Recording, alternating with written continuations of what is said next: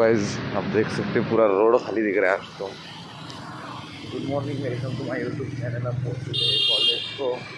तो आज हमारा एक कार्यक्रम है, तो इसके लिए मैं आज सज से ढज के नहीं आया, यहाँ पे सज ढजना है। चलो मिलते हैं कुछ देर में। अब मैं रेडी हो चुका हूँ, आप देख सकते हो, कुर्ता वगैरह पहन लिया है। तो जाना है फिर नाटक दिखाने, नाटककार। गुड आफ्टरनून मुलांना, तर बसा.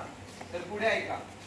ऑल इंडिया मुस्लिम लीगची बैठक 9 जून 1947 रोजी नवी दिल्ली येथील इम्पिरियल हॉटेलमध्ये पार पडली. सर, तुमचं मला माहिती सांगू? हो, सांग मला. भारतीय मुस्लिम लीग तसेच काँग्रेस आणि त्यावेळच्या अनेक नेत्यांच्या अक्षमतेमुळे किंवा अयोग्य महत्वाकांक्षेमुळे त्या निर्णयाला जोरदार विरोध करता आला नाही. परंतु काँग्रेस नेते पंडित जवाहरलाल नेहरू आणि मुस्लिम लीगचे जिना यांच्यातील अंतर्गत संघर्षाचे परिणाम देशाला भोगावे लागले. सर, पुढे मला माहिती आहे, मी सांगू? हो, सांग मला. उभा राहून. सर, अखेर तोच फाळणीचा निर्णय जवळजवळ एकमताने मंजूर झाला. अहो, आणखी सांगायचं म्हणलं तर फाळणीच्या बाजूने 300 मते पडली, पण फाळणीच्या विरोधात फक्त 10 मते पडली. हो सर, काहीच वेळात अखंड भारताचे भारत आणि पाकिस्तान असे 2 वेगळे भाग झाले. या सगळ्या कारणामुळे बंगालचा पूर्व भाग हा देखील विभागला गेला आणि हेब्रॉन मध्ये पाकिस्तानामध्ये समाविष्ट करण्यात आला. 1946 आणि 1947 मध्ये भारताच्या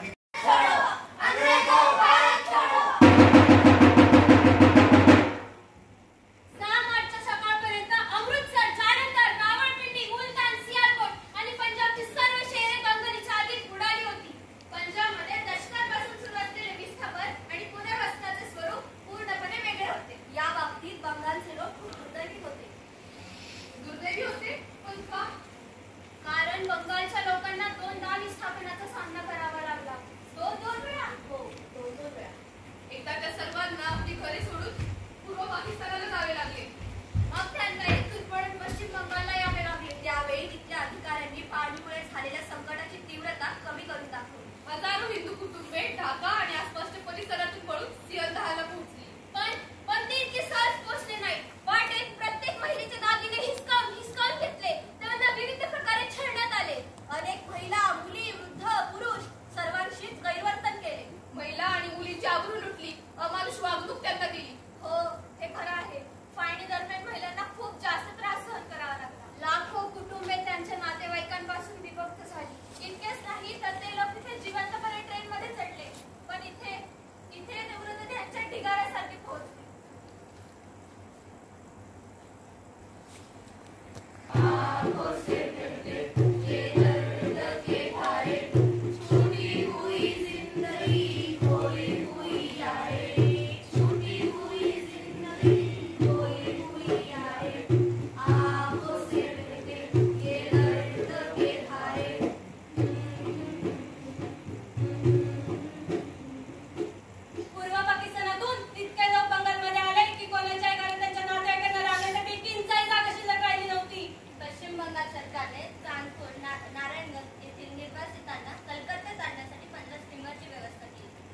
पाकिस्तानातून लोक जलमार्गाने स्थलांतरित होत होते.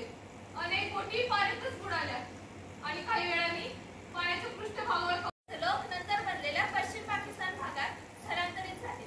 पंजाब, दिल्ली आणि भारताच्या अनेक भागांमधून 65 लाख मुस्लिम पश्चिम पाकिस्तानमध्ये स्थलांतरित झाले. 20 लाख हिंदू आणि इतर समुदायातील लोक पूर्व बंगाल सोडून पश्चिम बंगालमध्ये गेले, जे नंतर पूर्व पाकिस्तान बनले. 1950 मध्ये 20 लाखापेक्षा जास्त हिंदू आणि इतर समुदायाचे लोक पश्चिम बंगालला आले. 10 लाख ऐकायचं नाहीये. हा आपल्या इतिहासातील काळा अध्याय. हा तूच काय, हे कोणी ऐकू शकणार नाही. अगं, ही एक हृदयद्रावक घटना आहे, जी साक्षात पाषाण हृदय माणसालाही पाजत पडली. आता यापुढे काय करायला पाहिजे ते आम्ही तुम्हाला सांगतो. जिथे आयुष्याची प्रत्येक सकाळी हास्याने भरलेली असायची, तिथले दृश्य पाहून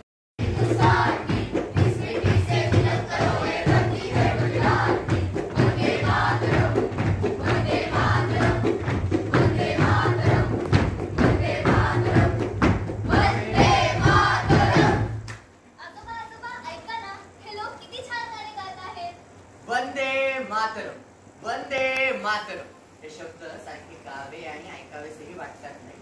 हो आजोबा, पण आज हे सर्वजण गीत आणि गात आहेत. अगं हे लोक 14 आणि 15 ऑगस्टच्या कार्यक्रमाची तयारी